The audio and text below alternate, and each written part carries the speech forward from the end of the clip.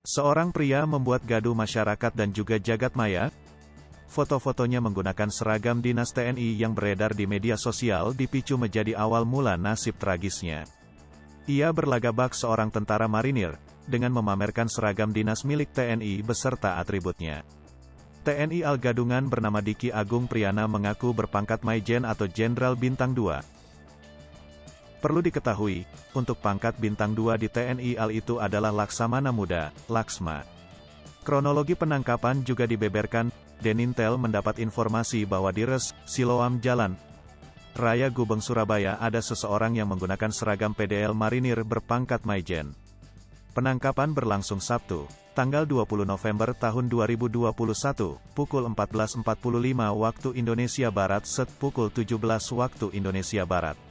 Selanjutnya Denintel perintahkan Pers Denintel Pasmar 2 menuju ke Komplek Ruko 21 Jalan Raya Gubeng nomor 68 Gubeng Depan Res Siloam memastikan keberadaan oknum marinir Gadungan TSB.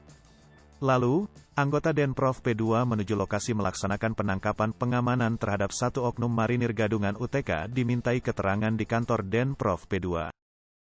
Hai pemirsa Sri Popo TV, jangan lupa komen, like, dan subscribe, serta tonton terus berita-berita terupdate lainnya ya.